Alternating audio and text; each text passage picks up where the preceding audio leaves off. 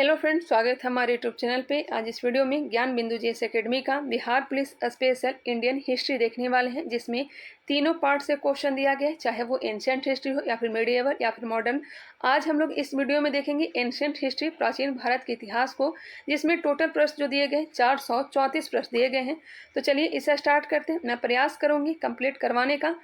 First number question जो दिया गया है प्राचीन भारत के इतिहास से। फर्स्ट नंबर क्वेश्चन, भारत की जनसंख्या की बनावट में निम्न में से किस नस्ल के लोगों का मिश्रण नहीं है? किस नस्ल के लोगों का मिश्रण नहीं है यह बताना है। प्रोटो ऑस्ट्रेलॉइड यह है, मंगोलॉइड भी है, निग्रोयड भी है, पैलियो मेडिटेरियन भी है, काकेसाइड भी है, जबकि कांगो बेसिन के पिग्मी नहीं है। ऑप्शन नंबर डी इसका राइट आंसर है। सर्वप्रथम इतिहास को 3 भागों में बांटने का श्रेय किस जर्मन इतिहासकार को जाता है? सर्वप्रथम इतिहास को 3 भागों में बांटने का श्रेय किस जर्मन इतिहासकार को जाता है? तो यह जाता है क्रिस्टोफ सेलियरस को। Option number B. भारतीय इतिहास को जानने का मुख्यतः 4 स्रोत है। निम्नलिखित में से कौन स्रोत नहीं है? कौन सा स्रोत नहीं है? धर्म ग्रंथ एवं विदेशियों का विवरण है, ऐतिहासिक ग्रंथ यह भी है, पुरातत्व संबंधी शास्त्र यह भी है, जबकि समुद्र तल से प्राप्त स्रोत यह नहीं है। और यही क्या है? राइट आंसर है। भारत के सर्वमान्य प्राचीन ग्रंथ वेद के संकलनकर्ता निम्नलिखित में से किसे माना जाता है? यह माना जाता है कृष्णद्वैपायन वेद व्यास को। Option number C. निम्नलिखित में चारों वेदों, चाहे ऋग्वेद हो, यजुर्वेद हो, सामवेद हो या फिर अथर्ववेद को संयुक्त रूप से क्या कहा जाता है? चारों वेदों को संयुक्त रूप से क्या कहा जाता है? संहिता कहा जाता है। Option number B. ऋचाओं के क्रमबद्ध ज्ञान के संग्रह को ऋग्वेद कहा जाता है। इसमें ऋचाओं के क्रमबद्ध ज्ञान के संग्रह को ऋग्वेद कहा जाता है, जिसमें 10 मंडल, 1028 सूक्त, 10,462 ऋचाएं हैं। Option number C. Question number 7 है, निम्नलिखित में वेद के ऋचाओं को पढ़ने वाले ऋषि को क्या कहा जाता था? वेद के ऋचाओं को पढ़ने वाले ऋषि को कहा जाता था होत्री। क्या कहा जाता था? होत्री। क्वेश्चन नंबर 8, आप लोग भी ध्यान दीजिएगा, कोई क्वेश्चन में डाउट होता है या फिर मिस्टेक होता है तो आप लोग भी कमेंट करिएगा, क्योंकि 434 प्रश्न दिए गए हैं। 434 प्रश्न को जांच करना पॉसिबल नहीं था। चलिए, जो मुझे पता रहेगा मैं आप लोग को वो भी बताते चलूँगी, क्योंकि एक आध क्वेश्चन तो मिस्टेक दिया हुआ रहता ही है। निम्नलिखित में ऋग्वेद से संबंधित कथनों पर विचार कीजिए। ऋग्वेद से संबंधित कथनों पर विचार कीजिए। इस वेद में आर्यों की राजनीतिक प्रणाली, इतिहास एवं ईश्वर की महिमा संबंधी जानकारी प्राप्त होती है। बिल्कुल। इसका 9वां मंडल सोम देवता को समर्पित है। यह भी सही है। 8वें मंडल के हस्तलिखित ऋचाओं को खील कहा जाता है। यह भी सही है। इसका 3रा मंडल विश्वामित्र द्वारा रचित, जो सूर्य देवता सावित्री को समर्पित गायत्री मंत्र है। यह भी सही है। ऋग्वेद के 10वें मंडल के पुरुष सूक्त में 4 वर्ण को आदि पुरुष ब्रह्मा से उत्पन्न बताया गया है। यह भी सही दिया गया है। चलिए नेक्स्ट क्वेश्चन देखते हैं। इसका राइट आंसर हो जाएगा ऑप्शन नंबर डी। उपरोक्त में से सभी कथन सत्य हैं। निम्नलिखित में ऋग्वेद के कई परिच्छेदों में प्रयुक्त अघन्य शब्द का संबंध किससे है? अघन्य शब्द किसके लिए प्रयोग किया जाता था? गाय के लिए। Option number A. Vincent Arthur Smith ने प्राचीन भारत का प्रथम सुव्यवस्थित इतिहास लेखन अर्ली हिस्ट्री ऑफ इंडिया नामक पुस्तक लिखा, जो प्रकाशित हुई। अर्ली हिस्ट्री ऑफ इंडिया नामक पुस्तक के लेखक कौन है? तो विसेंट ऑर्थर स्मिथ हैं, जिसका प्रकाशन कब हुआ था? वर्ष 1904 में। विसेंट ऑर्थर स्मिथ की 1904 में प्रकाशित प्राचीन इतिहास की प्रथम सुव्यवस्थित पुस्तक से संबंधित कथनों पर विचार कीजिए। विचार करते हैं। इस पुस्तक की 1/3 भाग सिर्फ सिकंदर का आक्रमण वर्णित है। जी बिल्कुल। इस पुस्तक में भारत को स्वेच्छाचारी शासन वाला देश कहा गया है। यह भी सही है। इस पुस्तक के अनुसार भारत में ब्रिटिश शासन से पूर्व राजनीतिक एकता का अनुभव नहीं था। यह भी सही है। आगे देखते हैं, आगे क्या दिया गया है।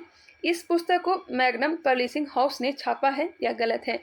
इसका जो राइट आंसर होगा 1, 2 और 3 सही दिया गया, जबकि 4 जो है गलत दिया गया है। Option number B. वामन अवतार के 3 पगों के आख्यान का वर्णन किस प्राचीनतम वेद से प्राप्त होता है?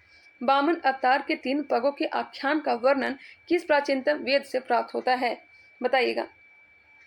ऑप्शन नंबर बी हो जाएगा ऋग्वेद से।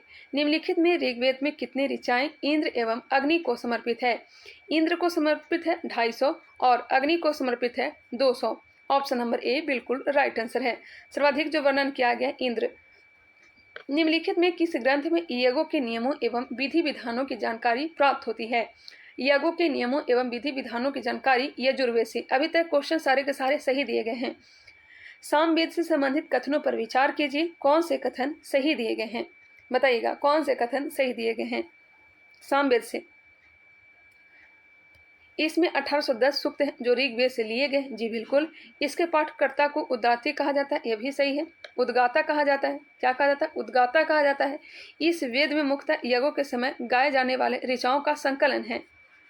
इसका जो राइट आंसर हो जाएगा ऑप्शन नंबर डी, उपरोक्त में सभी सत्य हैं। ऋषि अथर्वा द्वारा रचित अथर्ववेद में कुल कितने पद एवं मंत्र हैं? ऋषि अथर्वा द्वारा रचित किया गया अथर्ववेद को, इसमें कितने पद एवं मंत्र हैं बताइएगा। ऑप्शन नंबर बी, 731 मंत्र हैं और 6000 पद हैं। Option number B. निम्नलिखित में से किस वेद से समान मनुष्यों के विचार तथा अंधविश्वास की जानकारी प्राप्त होती है? किससे प्राप्त होती है? यह हो जाएगा ऑप्शन नंबर सी, अथर्ववेद से। क्वेश्चन नंबर 18, पृथ्वी सूक्त अथर्ववेद का प्रतिनिधि सूक्त माना जाता है। पृथ्वी सूक्त अथर्ववेद का प्रतिनिधि सूक्त माना जाता है। इसमें मानव जीवन के किस पक्षों की जानकारी प्राप्त होती है बताइएगा। इसका जो राइट आंसर दिया गया है, गृह निर्माण, कृषि कुन्नति और प्रायश्चित, रोग निवारण, राजभक्ति, विवाह एवं प्रणय, गीता, औषधि, वशीकरण, तंत्र मंत्र, जादू टोना। इसका जो राइट आंसर दिया गया है ऑप्शन नंबर डी दिया गया है। एक बार फिर से क्वेश्चन को देखते हैं। पृथ्वी सूक्त अथर्ववेद का प्रतिनिधि सूक्त माना जाता है। इसमें मानव जीवन के किस पक्षों की जानकारी प्राप्त होती है? तो मेरे ख्याल से इसका भी राइट आंसर दिया गया ऑप्शन नंबर डी। यजुर्वेद को किन 2 शाखाओं में बांटा गया है? यजुर्वेद को किन 2 शाखाओं में बांटा गया है? इसे बांटा गया कृष्ण यजुर्वेद और शुक्ल यजुर्वेद में, यह बिल्कुल सही है। गद्य और पद में इसे लिखा गया है। निम्नलिखित में सबसे प्राचीन वेद एवं नवीन वेद कौन सा है? प्राचीन वेद हो जाएगा ऋग्वेद और नवीन वेद कौन सा हो जाएगा? अथर्ववेद। निम्नलिखित में सही क्रम का चयन करें। सही क्रम का चयन करें। ऐसा क्वेश्चन बिहार दरोगा बीपीएससी में क्वेश्चन किया जाता है, बताइएगा इसका राइट आंसर क्या होगा। सबसे पहले संहिता का रचना किया गया। संहिता वही वेद, उसके बाद ब्राह्मण ग्रंथ, आरण्यक और फिर उपनिषद का, यह जो क्रम है यह सही है। संहिता, उसके बाद ब्राह्मण ग्रंथ, ब्राह्मण ग्रंथ के बाद आरण्यक, फिर उपनिषद। सूची 1 को सूची 2 के साथ सम्मिलित कीजिए। 22 नंबर प्रश्न, वेद दिए गए हैं और ब्राह्मण ग्रंथ दिया गया है। मैंने कई बार बताया है ऋग्वेद के जो ब्राह्मण ग्रंथ हैं ऐतरेय और कौस्तुकी ब्राह्मण, यजुर्वेद का शतपथ ब्राह्मण और तैतरेय ब्राह्मण, सामवेद का पंचविश और षड्विश, अथर्ववेद का गोपथ ब्राह्मण। एक बार फिर से मिलाइएगा। ऋग्वेद का ऐतरेय और कौस्तुकी, यजुर्वेद का तैतरेय व शतपथ, सामवेद का पंचविश और षड्विश, अथर्ववेद का गोपथ। इसका जो राइट आंसर हो जाएगा 3, 4, 1, 2, ऑप्शन नंबर ए। ऑप्शन नंबर ए आप लोग भी मिला लीजिएगा। निम्नलिखित में किस ब्राह्मण ग्रंथ में कुछ प्राचीन राजाओं के नाम और राज्याभिषेक के नियम दिए गए हैं? किस ब्राह्मण ग्रंथ में कुछ प्राचीन राजाओं के नाम और राज्याभिषेक के नियम दिए गए हैं? या किस में दिया गया है? ऐतरेय ब्राह्मण, बिल्कुल राइट आंसर ऑप्शन नंबर ए। किस ब्राह्मण ग्रंथ में गांधार, कैकेयी, कौशल, कुरु, पंचाल, विदेह इत्यादि राजाओं के नाम का उल्लेख की मिलता है? माफ करिएगा, किस ब्राह्मण ग्रंथ में गांधार, कैकेयी, कौशल, कुरु, पंचाल, विदेह इत्यादि राजाओं के नामों का उल्लेख मिलता है? तो यह किस में मिलता है? तो यह शतपथ ब्राह्मण में, ऑप्शन नंबर सी। वैदिक साहित्यों में ऋग्वेद के पश्चात सर्वाधिक स्थान किस ब्राह्मण ग्रंथ को प्राप्त है? ऋग्वेद के पश्चात सर्वाधिक स्थान किस ब्राह्मण ग्रंथ को प्राप्त है बताइएगा। इसका जो राइट आंसर दिया गया है option number B, Shatapatha Brahmana को, ऑप्शन नंबर बी, और यह राइट आंसर है। उपनिषदों से संबंधित कथनों पर विचार कीजिए। उपनिषद से संबंधित कथनों पर विचार कीजिए। ऑप्शन नंबर बी इसका राइट आंसर दिया गया है। 1, 2, 3 है जो सही दिया गया और 4 है जो गलत दिया गया है। चलिए इसे देखते हैं। उपनिषदों की संख्या 108 है। इसमें 13 को मूलभूत उपनिषदों की श्रेणी में रखा गया है। जी बिल्कुल, बिहार द्रोह का प्रैक्टिस सेट लगाते होंगे, इसमें यह प्रश्न दिया गया था। इसमें यज्ञ से जुड़े दार्शनिक विचार, ब्रह्मांड, आत्मा, ब्रह्म इत्यादि का वर्णन है, यह भी सही है। जावलो उपनिषद में चारों आश्रम की उल्लेख प्राप्त होता है, यह भी सही है। उपनिषदों को वर्तमान भारतीय संविधान का प्रेरणा स्रोत माना गया है, यह गलत है। चलिए आगे बढ़ते हैं। इसका जो राइट आंसर हो जाएगा ऑप्शन नंबर बी। निम्नलिखित में से कौन वेदांग नहीं है? कौन सा वेदांग नहीं है? व्याकरण, ज्योतिष, निरुक्त, शिक्षा, कल्प, छंद। व्याकरण, ज्योतिष, निरुक्त, शिक्षा, कल्प, छंद, छाट लीजिए इसका राइट आंसर क्या होगा। व्याकरण, ज्योतिष, निरुक्त, शिक्षा, कल्प, छंद। ऑप्शन नंबर सी में देख सकते हैं संहिता और मैत्रेयनी, यह जो है वेदांग नहीं है। टोटल वेदांग की संख्या है 6 और 6 के 6 आप लोग के सामने है। व्याकरण, ज्योतिष, निरुक्त, शिक्षा, कल्प, छंद। व्याकरण, ज्योतिष, निरुक्त, शिक्षा, कल्प, छंद, ध्यान रखिएगा। नेक्स्ट है ज्ञातव्य है कि वैदिक साहित्यों को अक्षुण्ण बनाए रखने हेतु सूत्र साहित्य का प्रणयन किया गया। इनसे संबंधित कथनों पर विचार कीजिए। 28 का आंसर क्या हो जाएगा? वैदिक साहित्यों को अक्षुण्ण बनाए रखने हेतु सूत्र साहित्य का प्रणयन किया गया। इनसे संबंधित कथनों पर विचार करिए। सूत्र साहित्य के बारे में बताना है। देखते हैं। सूत्रों में धर्म सूत्र सबसे प्राचीन माना जाता है, यह सही है। सूत्र के लेखकों में वशिष्ठ, आपस्तंभ, गौतम बौधायन इत्यादि का नाम विशेष रूप से उल्लेखनीय है, यह भी सही है। स्रोत ग्रह तथा धर्म सूत्रों के अध्ययन से यज्ञ विधि, विधानों, कर्मकांडों इत्यादि की जानकारी प्राप्त होती, यह भी सही है। सूत्र साहित्य वर्तमान में भारतीय समाज की रूपरेखा तैयार किया है, यह सही गलत है। 1, 2, 3 है जो सही है, जबकि 4 है जो गलत है। ऑप्शन नंबर बी, सॉरी माफ करिएगा, 1, 2, 3 है जो सही है, 4 गलत है। Option number C. पुराणों के संबंधित कथनों पर विचार कीजिए। पुराणों से संबंधित कथनों पर विचार कीजिए। इसका जो आंसर दिया गया है ऑप्शन नंबर डी दिया गया है। सभी के सभी सही कथन दिए गए हैं। पुराणों की संख्या 18 है तथा इसके रचयिता लोमहर्ष तथा उनके पुत्र दुग्धशर्वा को माना जाता है, सही है। पुराणों मत्स्य, विष्णु, वायु, ब्राह्मण तथा भागवत पुराणों से राजवंशों की वंश प्रणाली प्राप्त होती है, यह भी सही है। सबसे प्राचीन एवं प्रामाणिक मत्स्य पुराण को माना जाता है, यह सही है। स्त्रियों तथा शूद्रों को पुराण पढ़ने की अनुमति नहीं थी, किंतु पुराण पाठ को सुन सकते थे, यह भी सही है। अग्नि पुराण से राजस्थान तथा कृषि संबंधित विवरण प्राप्त होता है, यह भी सही है। इसका जो राइट आंसर दिया गया ऑप्शन नंबर डी, सभी कथन सही दिए गए हैं। निम्नलिखित में हीन आयन का प्रमुख ग्रंथ कौन सा है जिसमें बुद्ध का जीवन चरित कथानकों के साथ वर्णित है? हीन आयन का प्रमुख ग्रंथ कौन सा है जिसमें बुद्ध का जीवन चरित कथानकों के साथ वर्णित है? Option number B, Kathavatthu. Kathavatthu option number B. Hinayana और महाआयन बौद्ध धर्म के 2 शाखाएं हैं जो चौथी बौद्ध संगीति के दरम्यान 2 भागों में बट गई थी। जातक में गौतम बुद्ध के पूर्व जन्मों के कहानी इसमें मिलता है। निम्नलिखित में किससे जैन धर्म का प्रारंभिक इतिहास प्राप्त होता है? जैन धर्म का प्रारंभिक इतिहास का जो जानकारी प्राप्त होता है कल्पसूत्र से। ऑप्शन नंबर सी, भगवती सूत्र से 16 महाजनपद के बारे में जानकारी प्राप्त होता है। अर्थशास्त्र से संबंधित कथनों पर विचार करिए। कौन से कथन सही दिए गए हैं? कौन से कथन सही दिए गए हैं? अर्थशास्त्र का अनुवादक साम शास्त्री है, यह सही है। इस पुस्तक के लेखक चाणक्य या फिर विष्णुगुप्त है, यह भी सही है। यह पुस्तक में 15 अधिकरण 180 प्रकरणों में विभाजित है, यह भी सही है। इस पुस्तक से मौर्यकालीन इतिहास की जानकारी प्राप्त होता है। जी बिल्कुल, इसका right answer option number D, उपरोक्त में से सभी सत्य हैं। निम्नलिखित में कल्हण द्वारा रचित राजतरंगिणी में किस क्षेत्र विशेष के शासकों का इतिहास वर्णित है? राजतरंगिणी की रचना किसने की है? तो कल्हण, और इससे जो जानकारी मिलती है कश्मीर का। ऑप्शन नंबर सी बिल्कुल राइट आंसर है। अरबों के सिंध विजय का वृत्तांत चचनामा का लेखक कौन है? चचनामा का जो लेखक है यह है अली अहमद। एक और मैं कंफर्म हो लूँ, हाँ Ali Ahmad, option number B सही है। संस्कृत के विद्वान पाणिनि की पुस्तक अष्टाध्यायी से वंश प्रणाली के इतिहास की जानकारी प्राप्त होती है।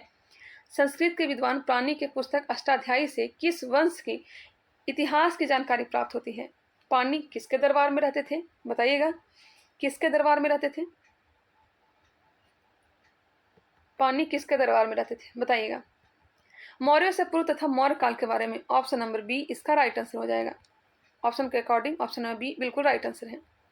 आप लोग बताइएगा पाणिनि किसके दरबार में रहते थे? पतंजलि किसके दरबार में रहते थे? पतंजलि किसके दरबार में रहते थे?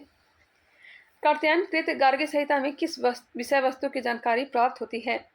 कात्यायन कृत गार्गी संहिता में किस विषय वस्तु की जानकारी प्राप्त होती है? ज्योतिष तथा यमन आक्रमण का। ऑप्शन नंबर ए बिल्कुल राइट आंसर है। क्वेश्चन नंबर 37, सूची 1 को सूची 2 के साथ मिलान करिए। पुस्तक दिया गया है, इसके रचनाकार कौन है बताइएगा? इसका राइट आंसर क्या हो जाएगा? Herodotus Historica. हेरोडोटस की पुस्तक का नाम है हिस्टोरिका। टॉलमी की पुस्तक का नाम है भारत का भूगोल। मेगास्थनीज का इंडिका। प्लिनी का नेचुरल हिस्ट्री। एक बार फिर से मिलाइएगा, हेरोडोटस हिस्टोरिका, टॉलमी की पुस्तक है भारत का भूगोल, प्लिनी की पुस्तक है नेचुरल हिस्ट्री, मेगास्थनीज का इंडिका। इसका right answer option number B होगा। निम्नलिखित में मिस्र नरेश टॉलमी फिलाडेल्फस का राजदूत था जो अशोक के दरबार में आया था। निम्नलिखित में से मिस्र नरेश टॉलमी फिलाडेल्फस का राजदूत था जो अशोक के दरबार में आया था। Option number A Dionysius, Dionysius option number A सही है, एफ डी। चीनी यात्री फाहियान से संबंधित कथनों में कौन सा कथन असत्य दिया गया है? बताइएगा, चीनी यात्री फाहियान से संबंधित कथनों में कौन सा कथन असत्य दिया गया, गलत दिया गया है? यह 14 वर्षों तक भारत में रहा था। यह गुप्त नरेश चंद्रगुप्त द्वितीय के दरबार में आया था। जी बिल्कुल। इसने अपने विवरण में मध्य प्रदेश के समाज एवं संस्कृति के संबंध में विवरण किया है, यह भी सही है। इसने मध्य प्रदेश की जनता को समृद्ध एवं सुखी बताया, यह भी सही है। इसने चीनी सभ्यता एवं संस्कृति को भारतीय सभ्यता एवं संस्कृति से सर्वोच्च बताया, यह गलत है।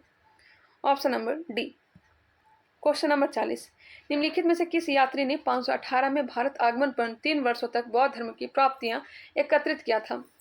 518, 629 में तो हेनसोंग आया था, 518 में कौन आया था? सयुगन ऑप्शन नंबर सी। हेनसोंग से संबंधित कथनों पर विचार करें, कौन से कथन है जो असत्य दिया गया है, गलत दिया गया है? देखते हैं। हेनसोंग 629 ईस्वी में भारत के लिए चीन से निकला, 1 वर्ष के बाद भारतीय राज कपीसा पहुंचा, यह सही है।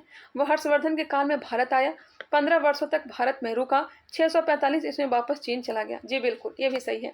थोड़ा टाइम लग रहा है क्योंकि बहुत लंबा प्रश्न दिए गए हैं, इसका सॉल्यूशन भी करवाना जरूरी है। वह नालंदा विश्वविद्यालय में अध्ययन किया। जी बिल्कुल। CU की नामक भ्रमण वृत्तांत लिखा जिसमें 138 देशों की जानकारी प्राप्त होती है, यह भी सही है। आगे बढ़ते हैं, नेक्स्ट देखते हैं। इसने हर्ष को समकालीन राजाओं में सबसे क्रूर एवं शोषणकारी सिद्ध किया है। नहीं, यह गलत है। इसने हर्ष को समकालीन राजाओं में सबसे क्रूर एवं शोषणकारी सिद्ध किया। जी बिल्कुल नहीं, यह गलत है। ऑप्शन नंबर डी इसका राइट आंसर हो जाएगा। हर्षवर्धन के ही दरबार में यह आया था। हेनसोंग के अध्ययन के समय नालंदा विश्वविद्यालय के कुलपति कौन थे? बिल्कुल इजी क्वेश्चन। हेनसोंग के अध्ययन के समय नालंदा विश्वविद्यालय के कुलपति कौन थे? ते थे सिलभद्र।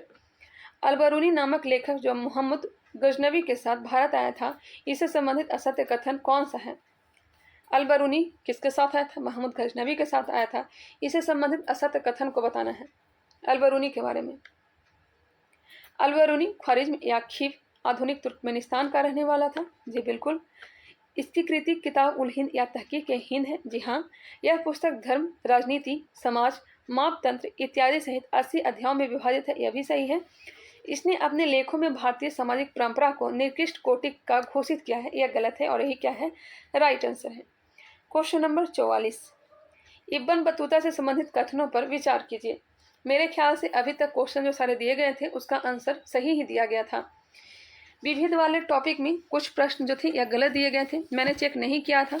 बताइएगा इसका राइट आंसर क्या हो जाएगा? इब्न बतूता से संबंधित कथनों पर विचार कीजिए। इसका जो राइट आंसर हो जाएगा देखते हैं। इसके द्वारा अरबी भाषा में रिहला नामक पुस्तक लिखा गया जो यात्रा वृत्तांत, यह भी सही है। मोरक्को का रहने वाला था। रेहला में 14वीं शताब्दी के भारतीय उपमहाद्वीप का सामाजिक एवं राजनीतिक जीवन का वर्णन है। जी हाँ। दिल्ली आगमन पर सुल्तान मोहम्मद बिन तुगलक ने इसको दिल्ली का काजी नियुक्त किया था 1333 ईस्वी में। जी हाँ। इब्न बतूता को मोहम्मद बिन तुगलक ने अपने मंत्री परिषद में स्थान दिया था, यह गलत है। काजी नियुक्त किया था। 1, 2, 3 जो है सही है, जबकि 4 जो है यह गलत है। ऑप्शन हो जाएगा ए। कंगयूर तथा कंगयूर नामक ग्रंथ जिससे भारतीय इतिहास की जानकारी प्राप्त होती है, किस तिब्बती लेखक ने इसको लिखा है? कंगयूर तथा तंगयूर नामक ग्रंथ जिससे भारतीय इतिहास की जानकारी प्राप्त होती है, किस तिब्बती लेखक ने इसको लिखा है? किसने लिखा है? तारानाथ ने। निम्नलिखित में से 13वीं शताब्दी के अंत तक कौन यात्री आया जिसकी लेखनी से पांड्य इतिहास का विवरण प्राप्त होता है? पांड्य इतिहास का विवरण किससे प्राप्त होता है? Option number C, Marco Polo. निम्नलिखित में से किसे भारतीय पुरातत्व शास्त्र का पितामह कहा जाता है? किसे भारतीय पुरातत्व शास्त्र का पितामह कहा जाता है? बताइएगा। बिल्कुल right answer option number B, sir Alexander Cunningham को। निम्नलिखित में 1400 ईस्वी में प्राप्त लेख कौन सा अभिलेख है जिससे वैदिक देवता मित्र, वरुण, इंद्र तथा नक्षत्र की जानकारी प्राप्त होती है? निम्नलिखित में 1400 ईस्वी में प्राप्त लेख कौन सा अभिलेख है जिसमें वैदिक देवता मित्र, वरुण, इंद्र तथा नक्षत्र की जानकारी प्राप्त होती है? ऑप्शन नंबर ए, बोगज कोई एशिया माइनर तुर्की में स्थित है। सर्वप्रथम किस अभिलेख में भारतवर्ष का जिक्र प्राप्त होता है? यह सही है। 48 का आंसर ऑप्शन नंबर ए सही है। नेक्स्ट है, सर्वप्रथम किस अभिलेख से भारतवर्ष का जिक्र प्राप्त होता है?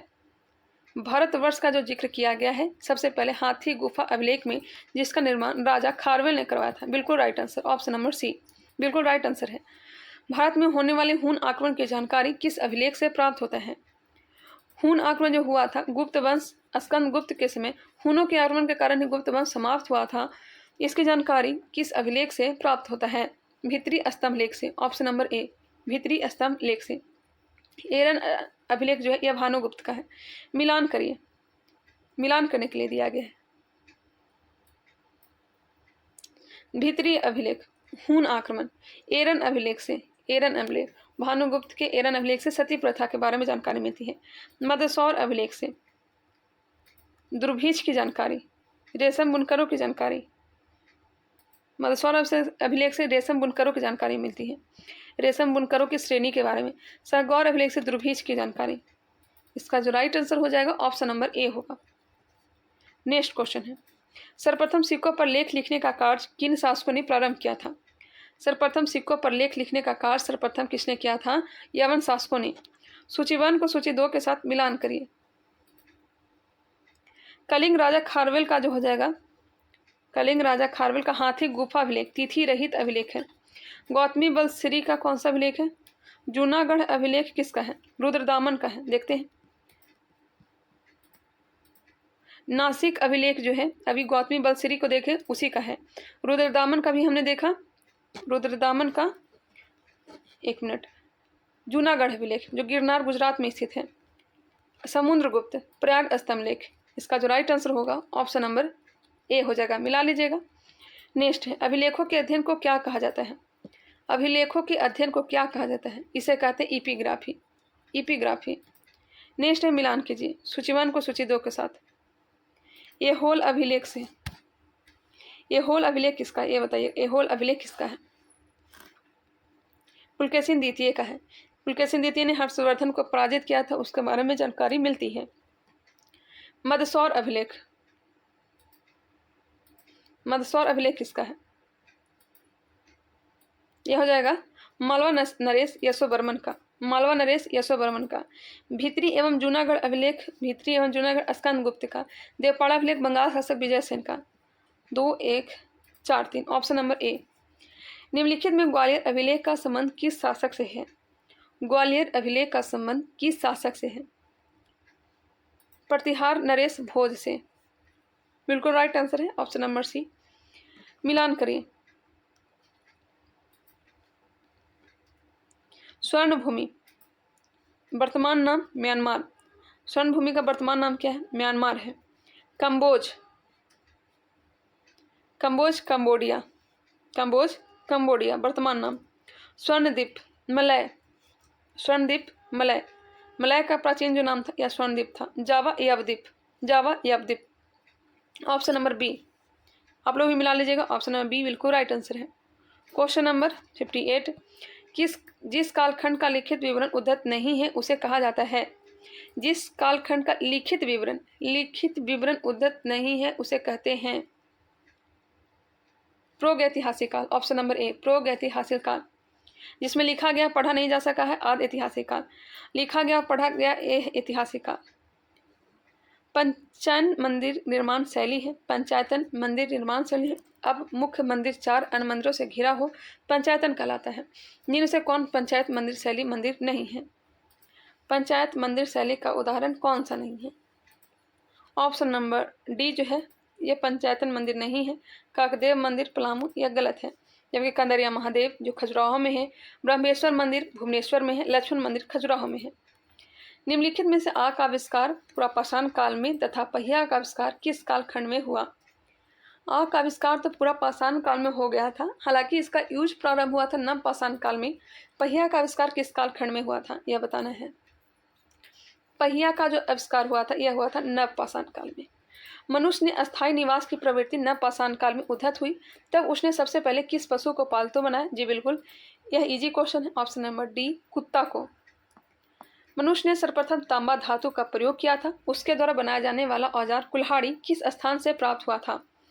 तांबे का कुल्हाड़ी कहाँ से प्राप्त हुआ है? तो यह प्राप्त हुआ है अतिरम पक्कम से, अतिरम पक्कम से, अतिरम पक्कम से ऑप्शन नंबर सी बिल्कुल राइट आंसर है। कृषि का प्रथम साक्ष मेहरगढ़ से प्राप्त हुआ था। सर्वप्रथम चावल के साक्ष कहाँ से प्राप्त हुए हैं? चावल का साक्ष जो प्राप्त हुआ है यह कोलडीहवा से, कोलडीहवा से ऑप्शन नंबर बी। भारत में पूर्व प्रस्तर युग के अधिकांश औजार स्फटिक के बने थे। भारत में प्रपाषाण युग के औजारों की रॉबर्ट ब्रूस फुट ने सर्वप्रथम खोज किस वर्ष किया था? एक बार फिर से क्वेश्चन देखते हैं, क्वेश्चन थोड़ा लंबा था। भारत में पूर्व प्रस्तर युग के अधिकांश औजार स्फटिक पत्थर के बने थे। भारत में पुरापाषाण युग के औजारों की रॉबर्ट ब्रूस फुट ने सर्वप्रथम खोज किस वर्ष की थी? यह खोज की गई थी 1863 में। ऑप्शन नंबर बी दिया गया है। मैं इसमें कंफर्म नहीं हूँ, लेकिन आंसर बी दिया गया है। आई होप यह सही होगा, मुझे याद नहीं है। भारत में सबसे प्राचीन नगर मोहनजोदड़ो था। सिंध भाषा में इसका अर्थ होता है, मोहनजोदड़ो का जो अर्थ होता है यह होता है मृतकों का टीला। कहाँ है? सिंधु नदी के किनारे है। कहाँ है? लड़काना जिला, लड़काना जिला पाकिस्तान में है। मोहन क्या है? तो लड़काना है। इस तरह से याद रखिएगा। इमाम गांव भारत की सबसे बड़ी तांबा प्रशासनिक बस्ती थी। इसका संबंध किस संस्कृति से है? इमाम गांव भारत की सबसे बड़ी तांबा पाषाणिक बस्ती थी। इसका संबंध किस संस्कृति से है? इसका संबंध हो जाएगा जोरबे संस्कृति से। Option number B. Question number 67, Bhimbetka से संबंधित कथनों पर विचार करिए। कौन सा कथन है जो सही दिया गया है? देखते हैं क्या सही दिया गया है। हालांकि इसका आंसर ऑप्शन नंबर डी दिया गया है। भीमबेटका गुफा पुरापाषाणिक आवासीय पुरास्थल है। जी बिल्कुल, पुरापाषाणिक आवासीय पुरास्थल है। एमपी में स्थित है। एमपी के रायसेन जिला में स्थित है। इसकी खोज 1957-58 में डॉक्टर विष्णु श्रीधर वाकनकर के द्वारा की गई थी। जी बिल्कुल। भीमबेटका को 1990 में राष्ट्रीय महत्व का स्थल घोषित किया गया। यह भी सही है।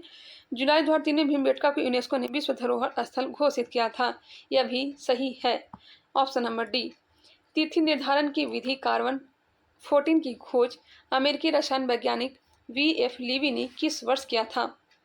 तिथि निर्धारण की विधि कार्बन 14 की खोज अमेरिकी रसायन वैज्ञानिक वी.एफ. लीवी ने किस वर्ष किया था?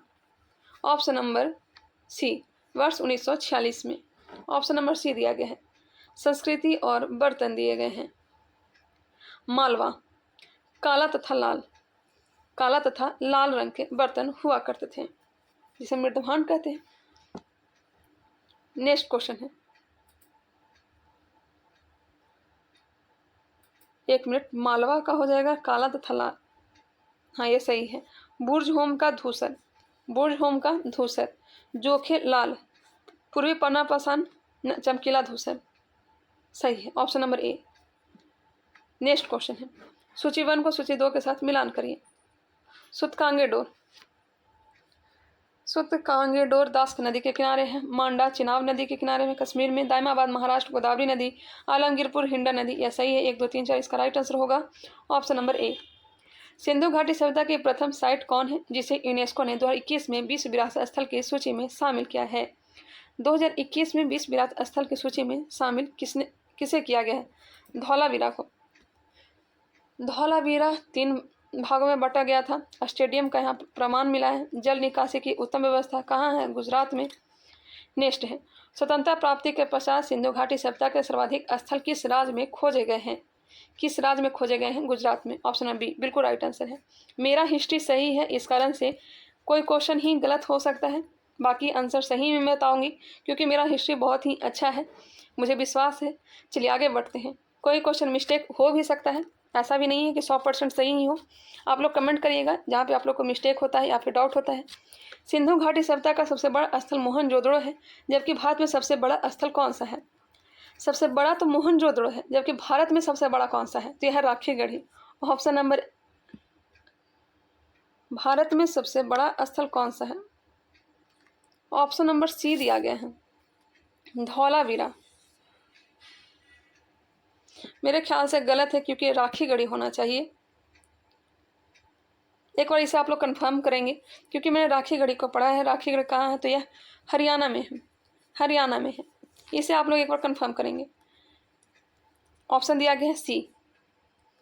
लोथल के साथ एक अन्य बंदरगाह शहर था जिसका प्रयोग समुद्री व्यापार के लिए होता था। कोई क्वेश्चन याद भी होता है, फिर भी ऑप्शन के अकॉर्डिंग कंफ्यूजन होने लगता है, तो इस कारण से इसका राइट आंसर आप लोग बताइएगा 73 का क्या होगा, ए होगा या फिर सी होगा।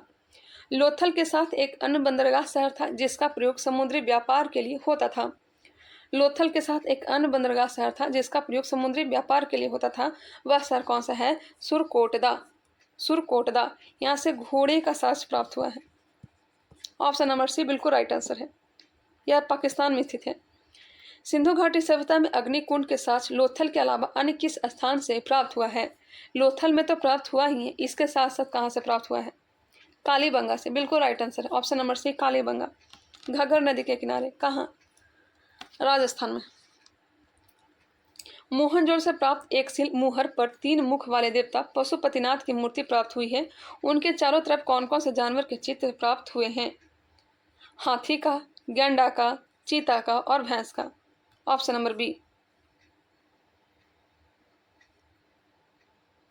हाथी, गैंडा, चीता और भैंस का। गाय का तो प्राप्त हुआ नहीं है, बकरी का प्राप्त हुआ नहीं है। हाथी, गैंडा, चीता, भैंस, ऑप्शन नंबर बी सही है। नेक्स्ट है, सिंधु घाटी सभ्यता के प्रमुख खाद्य फसल गेहूं तथा जौ थी। इस सभ्यता के वासी मिठास के लिए किसका प्रयोग करते थे? इस सभ्यता के वासी जो थे मिठास के लिए किसका प्रयोग करते थे? पता ही होगा, शहद का। ऑप्शन नंबर सी शहद का। रंगपुर तथा लोथल से चावल के दाने प्राप्त हुए हैं। कहाँ से? रंगपुर और लोथल से, जिनसे धान की खेती का प्रमाण प्राप्त होता है। चावल का प्रथम साज कहाँ से प्राप्त हुआ था? चावल का प्रथम साज कहाँ से प्राप्त हुआ था? लोथल से या फिर रंगपुर से? लोथल से। घोड़े के अस्थि पंजर प्राप्त हुए हैं। अभी हमने बताया घोड़े के अस्थि पंजर कहाँ से प्राप्त हुए?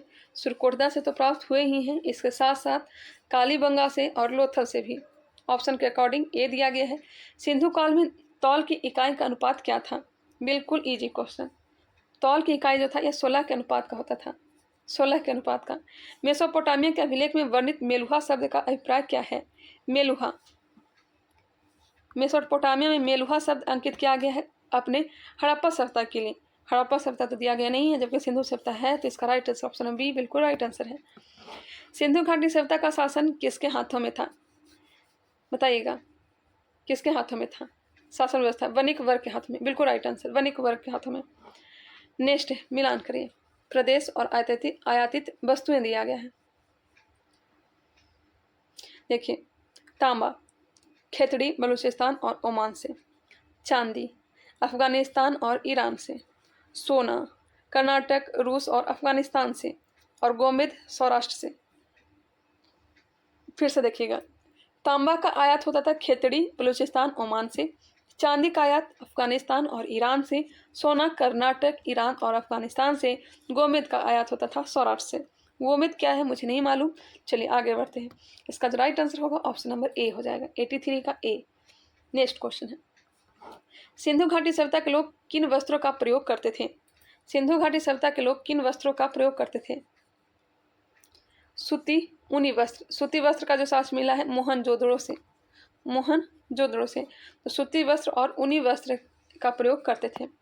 सिंधु घाटी सभ्यता के लोग मनोरंजन में किसका प्रयोग नहीं करते थे? नहीं करते थे। मछली पकड़ना, शिकार करना, यह तो करते ही थे। इसके साथ साथ पशु पक्षियों का आपस में लड़ाना, यह भी करते थे। चौपड़ एवं पासा खेलना, यह भी होता था।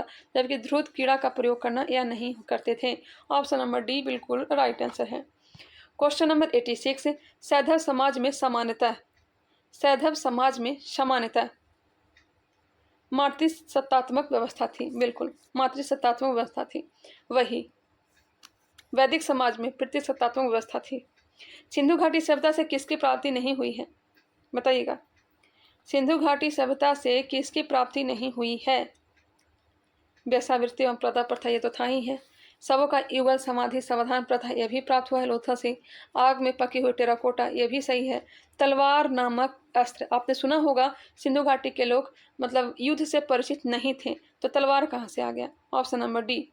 आर्यों से संबंधित कथनों पर विचार करिए, कौन से कथन है जो सही दिए गए हैं, कौन से कथन है जो सही दिए गए हैं। चलिए देखते हैं। वैदिक काल को 2 भागों में विभाजित किया गया। एक है ऋग्वैदिक काल 1500 से लेकर के 1000 ईसा पूर्व के काल को ऋग्वैदिक काल कहा जाता है। उत्तर वैदिक काल 1000 ईसा पूर्व से लेकर के 600 ईसा पूर्व के काल को उत्तर वैदिक काल कहा जाता है। जी बिल्कुल। मैक्स मुलर ने आर्यों का मूल निवास स्थान मध्य एशिया को माना है। जी बिल्कुल यह सही है। आर्य सर्वप्रथम पंजाब एवं अफगानिस्तान में बसे थे, यह भी सही है। आर्यों द्वारा निर्मित सभ्यता वैदिक सभ्यता कहलाई। जी हाँ, वैदिक सभ्यता कहलाई। आर्यों की भाषा संस्कृत थी तथा आर्य शब्द भाषा समूह को इंगित करता है। आर्यों की भाषा संस्कृत थी तथा आर्य शब्द भाषा समूह को इंगित करता है। जी हाँ, इसका जो राइट आंसर हो जाएगा ऑप्शन नंबर डी हो जाएगा। उपरोक्त सभी कथन है जो सही दिए गए हैं। नेक्स्ट क्वेश्चन है क्वेश्चन नंबर 89। आर्यों की प्रशासनिक इकाई आरोही क्रमानुसार बताना है, बढ़ते क्रम में बताना है। इसका जो राइट आंसर दिया गया है ऑप्शन नंबर बी, जो मुझे गलत लग रहा है क्योंकि ग्राम, कुल, वीस, जन और राष्ट्र नहीं होगा। इसका जो राइट आंसर होना चाहिए ऑप्शन नंबर सी, कुल, ग्राम, वीस, जन और राष्ट्र। ऑप्शन नंबर सी बिल्कुल राइट आंसर होगा। ऑप्शन नंबर ए भी नहीं होगा, ऑप्शन नंबर सी होगा। आप लोग मिला लीजिएगा, कुल, ग्राम, वीस, जन और राष्ट्र इसका राइट आंसर है। चलिए नेक्स्ट क्वेश्चन देखते हैं, इसे ध्यान रखिएगा। ऑप्शन नंबर सी को आप लोग टिक कर लीजिएगा। नेक्स्ट क्वेश्चन दिया गया है, सूत्र कमादी एवं रथाकार नामक अधिकारी रत्नी कहलाते थे, इनकी संख्या राजा सहित कितनी होती थी? अभी तक मुझे लगा एक ही प्रश्न जो है एक गलत दिया गया है। बताइएगा इसका राइट आंसर क्या हो जाएगा। सूत कमादी एवं रथाकार नामक अधिकारी रत्नी कहलाती थी, इनकी संख्या राजा सहित कितनी होती थी? इसका जो राइट आंसर हो जाएगा ऑप्शन नंबर डी, 12। सभा और समिति राजा को सलाह देने वाली संस्था थी, इसके अध्यक्ष को क्या कहा जाता था? सभा और समिति राजा को सलाह देने वाली संस्था थी, इसके अध्यक्ष को क्या कहा जाता था? Ishan. Ishan option number C दिया गया है। निम्नलिखित में गलत सुमेल का चयन करिए। गलत सुमेल का चयन करिए। वाजपति गोचर भूमि अधिकारी, पुख, ध्रुवपति, अस्पष्ट, गुप्तचर, यह तो सही है। नेक्स्ट है उग्र नर्तक। उग्र नर्तक नहीं होगा, ऑप्शन नंबर डी जो है यह गलत हो जाएगा। ऑप्शन नंबर डी है जो गलत हो जाएगा। नेक्स्ट है वैदिक काल में युद्ध के लिए कौन सा शब्द प्रयोग किया जाता था? वैदिक काल में युद्ध के लिए कौन सा शब्द प्रयोग किया जाता था? बताइएगा। गविष्टि। गविष्टि। दशराज युद्ध जो परशुनी नदी के तट पर सुदास एवं 10 राजाओं के बीच लड़ा गया था, इसका उल्लेख ऋग्वेद के किस मंडल से प्राप्त होता है? दशराज युद्ध का जो चर्चा मिलता है ऑप्शन नंबर सी, 7वें मंडल। 9वें मंडल में कौन से? सोमदेव का। ऋग्वेद के किस मंडल के पुरुष सूक्त में चतुर्वर्णों का उल्लेख प्राप्त होता है? 4 वर्णों का उल्लेख जो मिलता है यह 10वें मंडल में। ऑप्शन नंबर ए हो जाएगा। आर्यों के समाज से संबंधित कथनों पर विचार कीजिए। कौन से कथन है जो सही दिए गए हैं? इसका राइट आंसर दिया गया ऑप्शन नंबर डी। 1, 2, 3, 4 सही दिए गए हैं और 5 जो है यह गलत दिया गया है। देखते हैं क्या दिया गया है। आर्यों का समाज पितृ प्रधान था। जी बिल्कुल। समाज की छोटी इकाई परिवार या कुल थी। देखिए वही क्वेश्चन आया है, हमने बताया ना, वो आंसर गलत दिया गया था। आप लोग भी देख सकते हैं आंसर को, मैं आप लोग को लास्ट में दिखा दूंगी। सबसे पहले कुल होता है, उसके बाद ही ग्राम होता है, ध्यान रखिएगा। परिवार या कुल का प्रमुख पिता होता था, ये सही है। परिवार के मुखिया को कुलप भी कहा जाता था, यह भी सही है। समाज में व्यभिचार नियंत्रण की जिम्मेदारी कुलप की होती थी, यह गलत है। क्वेश्चन नंबर 97, गलत सुमेल का चयन करिए। वेदांत की संख्या है कितना? 6। उपनिषद की संख्या है 10। उपनिषद की संख्या 108, यह सही है। महापुराण की संख्या 18, यह सही है। 1, 2, 3 तीनों के तीनों सही, जबकि डी जो है यह गलत है। ऑप्शन नंबर हो जाएगा डी, आंसर भी डी ही दिया गया है। वैदिक कालीन स्त्रियों से संबंधित कथनों पर विचार कीजिए। वैदिक कालीन स्त्रियों से संबंधित कथनों पर विचार करिए। ऑप्शन नंबर डी इसका राइट आंसर दिया गया है। उपरोक्त में से सभी कथन सही दिए गए हैं, आप सभी को देख लेते हैं। स्त्रियां शिक्षा ग्रहण करती थी। ऋग्वेद में लोपामुद्रा, घोषा, अपाला, विश्वास जैसी विदेशी स्त्रियों का वर्णन है। जी बिल्कुल यह सही है। स्त्रियां पति के साथ यज्ञ कार्य में भाग लेती थी। हाँ, भाग लेती थी। पर्दा प्रथा तथा बाल विवाह का प्रचलन नहीं था। हाँ सही है। वैदिक कालीन स्त्रियां विधवा होने पर अपने देवर से शादी कर सकती थी। जी हाँ, कर सकती थी, बिल्कुल राइट आंसर। आजीवन अविवाहित रहने वाली स्त्रियां को अमाजुक कहलाती थी, यह भी सही है, सही दिया गया है। ऑप्शन नंबर डी बिल्कुल राइट आंसर है। जीविकोपार्जन के लिए वेद वेदांग पढ़ाने वाले अध्यापक को क्या कहा जाता था? जीविकोपार्जन, जीवन भर वेद वेदांग पढ़ाने वाले अध्यापक को क्या कहा जाता था? इसे कहते थे उपाध्याय। उपाध्याय, ओझा नहीं कहते थे, मिस्त्री भी नहीं कहते थे, उपाध्याय कहा जाता था। ऑप्शन नंबर ए बिल्कुल राइट आंसर है। चलिए 100 नंबर प्रश्न में पहुंच गए, लेकिन 120 क्वेश्चन करवाने का प्रयास करूंगी, क्योंकि 120 क्वेश्चन करने के बाद मुझे भी पढ़ाई करना है। तो चलिए बताइएगा, आर्यों के जीवन चर्चा से संबंधित गलत कथन को छाटिए। गलत कथन, आर्यों ने सर्वाधिक कांस धातुओं के औजारों का प्रयोग किया है, यह गलत है। आर्यों का मुख्य पेय पदार्थ सोम रस था। जी बिल्कुल, सोम रस था। आर्य मुख्य 3 प्रकार के वस्त्रों का प्रयोग करते थे, वास, अधिवास और उष्णीय का। आर्यों के मुख्य मनोरंजन के साधन थे रथ दौड़, घुड़दौड़ और ध्रुत कीड़ा। ऑप्शन नंबर डी सही है। ऑप्शन नंबर सी जो है गलत है, यही क्या है? राइट आंसर है। चलिए 120 क्वेश्चन करवाने का प्रयास करूंगी। आर्यों की उपलब्धियों में क्या शामिल नहीं था? आर्यों की उपलब्धियों में क्या शामिल नहीं था? ऑप्शन नंबर डी, व्यापारी को बेकनार कहते थे आर्य। यह गलत है। आर्यों की खोजी गई धातु लोहा थी, उसे श्याम अयस्क भी कहा जाता था। तांबे की खोज पहली बार अतिरंजी खेड़ी से की गई थी। अतिरंजी खेड़ी कहाँ है? यह यूपी में है। तांबा को आर्यों ने लोहीय अयस्क नाम दिया था, यह सही है। श्याम अयस्क लोहा का नाम दिया, तांबे का नाम लोहीय अयस्क दिया। आर्यों का प्रिय पशु घोड़ा और प्रिय देवता इंद्र थे। जी हाँ, प्रिय पशु घोड़ा और प्रिय देवता इंद्र थे, सही है। नेक्स्ट है मिलान करें आधुनिक नाम और प्राचीन नाम। कुब्रा, बताइए कुब्रा किसका हो जाएगा?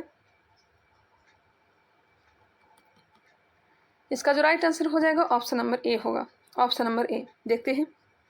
कुब्रा कुरम का, बितस्ता झेलम का, अस्किनी चेनाब का, बितस्ता काबुल का दिया गया है ही नहीं है। बितस्ता 2 बार दे दिया गया, अस्किनी चिनाब, बितस्ता झेलम, कुब्रा कुरम, यह सही है। काबुल का नहीं दिया गया है। नेक्स्ट क्वेश्चन देखते हैं। शत्रुदी, सतलज का, बिपाशा, ब्यास नदी का उत्तर वैदिक कालीन समय के परिवर्तनों से संबंधित कथनों में गलत कथन को छांटिए। गलत कथन को छांटिए। उत्तर वैदिक काल में इंद्र के स्थान पर प्रजापति सर्वाधिक प्रिय देवता थे। जी हाँ, उत्तर वैदिक काल में इंद्र के स्थान पर प्रजापति सर्वाधिक प्रिय देवता थे। हाँ, सही है। राजा के राज्याभिषेक के समय राजसूय यज्ञ का अनुष्ठान किया जाता था। जी हाँ, राज्याभिषेक के समय राजसूय यज्ञ का अनुष्ठान किया जाता था। उत्तर वैदिक कालीन वर्ण व्यवस्था के बजाय जन्म आधारित किया जाता था। जी हाँ, यह भी सही है। चलिए आगे देखते हैं। यही गलत होगा, ऑप्शन नंबर डी ही। इस कालखंड में घोड़े की हत्या को मानव हत्या के बराबर दंडित किया जाता था, यह गलत है। निम्नलिखित में गलत सुमेल को छांटिए। गाय के लिए मृत्युदंड का प्रावधान था, न कि घोड़े के लिए। निम्नलिखित में गलत सुमेल को छांटिए। इंद्र युद्ध एवं वर्षा के देवता थे। वरुण सूर्य के निर्माता इत्यादि। सोम प्रगति तथा उत्थान के देवता। विष्णु विश्व के संरक्षक एवं पालन करता, ये सब सही है। ऑप्शन नंबर सी जो यह गलत है। निम्नलिखित में गलत सुमेल को छांटिए। वर्तमान नाम और प्राचीन नाम दिया गया। शत्रुदी सतलज का नाम है। सदानीरा गंडक को कहा जाता था। गोमती गोमल को, सुवस्तु घाघर को। ऑप्शन नंबर डी ही गलत दिया गया है। घाघर का नाम सुवस्तु नहीं था। निम्नलिखित में से वृषाधति किस आधुनिक नदी का प्राचीन नाम है? वृषाधति किस प्राचीन नदी का नाम है? घग्गर का। वृषाधति नाम था, न कि सुवस्तु। निम्नलिखित में गलत सुमेल को छांटिए। सोम वनस्पति के देवता, उषा प्रगति एवं उत्थान के देवता, ये सही है। मरुत आधे तूफान के देवता, पूषण आकाश देवता, यह गलत है। Option number D. निम्नलिखित में से किस उपनिषद में यज्ञ की तुलना टूटी फूटी नाव से की गई है? किस उपनिषद में यज्ञ की तुलना टूटी फूटी नाव से की गई है? बताइएगा। मुंडको उपनिषद, ऑप्शन नंबर ए मुंडको उपनिषद। ईसा के दूसरी शताब्दी में व्यवहारिक ज्यामिति की रचना किसने की थी? ईसा के दूसरी शताब्दी में व्यवहारिक ज्यामिति की रचना किसने की थी? ऑप्शन हो जाएगा बी अपाद स्तंभ। अपाद स्तंभ। नेक्स्ट है श्राद्ध की परंपरा किसके द्वारा प्रारंभ किया गया था? श्राद्ध की परंपरा किसके द्वारा प्रारंभ किया गया था? ऑप्शन नंबर ए दंतात्रेय ऋषि के पुत्र निमि के द्वारा। सही है, दंतात्रेय ऋषि के पुत्र निमि के द्वारा किया गया था। निम्नलिखित में से महाभारत का प्राचीन नाम क्या है? महाभारत का प्राचीन नाम जय संहिता होना चाहिए। ऑप्शन नंबर बी ही दिया गया है। वेदांत दर्शन की मौलिक ग्रंथ ब्रह्मसूत्र या वेदांत सूत्र की रचना किसके द्वारा की गई है? ब्रह्मसूत्र या वेदांत सूत्र की रचना किसके द्वारा की गई है? क्या रचना की गई है? बदरायन के द्वारा। वेदांत सूत्र की रचना बादरायन, हाँ सही है। Question number 113। निम्नलिखित में गलत सुमेल का चयन करिए। योग दर्शन पतंजलि कहाँ है? हाँ। शाक्त दर्शन कपिल। न्याय दर्शन गौतम, यह सही है। वैशेषिक दर्शन कनाद, यह गलत है। जैमिनी नहीं होगा, कनाद होगा। उत्तर मीमांसा बताइएगा। उत्तर मीमांसा बादरायन। नेक्स्ट है और पूर्व मीमांसा जैमिनी। निम्नलिखित में से पूर्व मीमांसा दर्शन के प्रवर्तक कौन है? आ गया क्वेश्चन, बताइएगा। अभी हमने बताया पूर्व मीमांसा जैमिनी। पूर्व मीमांसा जैमिनी। उत्तर वैदिक काल में ऋण देकर ब्याज लेने वाले को क्या बोला जाता था? उत्तर वैदिक काल में ऋण दे करके ब्याज लेने वाले को क्या कहा जाता था? पैसा तो दे देता था, फिर ब्याज भी लेता था पैसा के साथ साथ, उसे क्या कहा था? वकनाट। क्या कहा जाता था? वकनाट। 16वीं जनपद की जानकारी, 16वां जनपद की जानकारी, माफ करिएगा, 16वां जनपद की जानकारी किस वैदिक ग्रंथ से प्राप्त होती है? तो बौद्ध ग्रंथ अंगुत्तर निकाय से और जैन ग्रंथ भगवती सूत्र से। ऑप्शन में भगवती सूत्र है नहीं, तो ऑप्शन हो जाएगा ए, ओनली ए। निम्नलिखित में गलत सुमेल को छाटिए। महाजनपद दिया गया है, राजधानी दी गई है, अंग की राजधानी चंपा, मुंगेर भागलपुर वाले क्षेत्र, मगध की राजधानी गिरिव्रज या राजगीर, ये भी सही है। काशी की राजधानी वाराणसी, ये भी सही है। वश की राजधानी कौशाम्बी, ना कि वैशाली। ऑप्शन नंबर डी है जो गलत दिया गया है। जैन धर्म के अंतिम तीर्थंकर महावीर स्वामी का जन्म कुंडग्राम वैशाली में हुआ था। इनके पिता सिद्धार्थ किस कुल के सरदार थे? ज्ञात्रिक कुल, इसमें कोई शक नहीं। ऑप्शन नंबर ए बिल्कुल राइट आंसर। सूची 1 को सूची 2 के साथ मिलान करिए। एक आप लोग से रिक्वेस्ट है, अभी तक हमारे चैनल को सब्सक्राइब नहीं किया है तो हमारे चैनल को सब्सक्राइब कर लें, साथ ही साथ बेल आइकन को क्लिक कर लें और इसे शेयर करके हमारी मदद कर सकते हैं। बताइएगा इसका राइट आंसर क्या हो जाएगा? 119 का जो आंसर होगा ऑप्शन नंबर, एक बार देखते हैं, अंग की राजधानी चंपा, इसका जो क्षेत्र है आधुनिक मुंगेर भागलपुर वाला क्षेत्र, वश कौशाम्बी इलाहाबाद का क्षेत्र, वजी या फिर वैशाली, वजी की राजधानी वैशाली, वैशाली मुजफ्फरपुर वाला क्षेत्र, अवंती उज्जैन मालवा, ये सही है। 1 2 3 4 इसका राइट आंसर होगा। देखते हैं इसका राइट आंसर क्या दिया गया है। 1 2 3 4 ही होना चाहिए। ऑप्शन नंबर 119 का सी दिया गया, चलिए सही है। चेंदी महाजनपद जो वर्तमान के बुंदेलखंड उत्तर प्रदेश क्षेत्र में स्थित था, उसकी राजधानी का क्या नाम था? चेंदी महाजनपद जो वर्तमान के बुंदेलखंड उत्तर प्रदेश क्षेत्र में स्थित था, उसकी राजधानी क्या नाम था? चेंदी का क्या हो जाएगा? शक्तिमती, चेंदी का शक्तिमती। आज के इतना ही रहने देती हूँ। 120 प्रश्न धीरे धीरे करके इसे मैं सारा को कंप्लीट करवा दूंगी।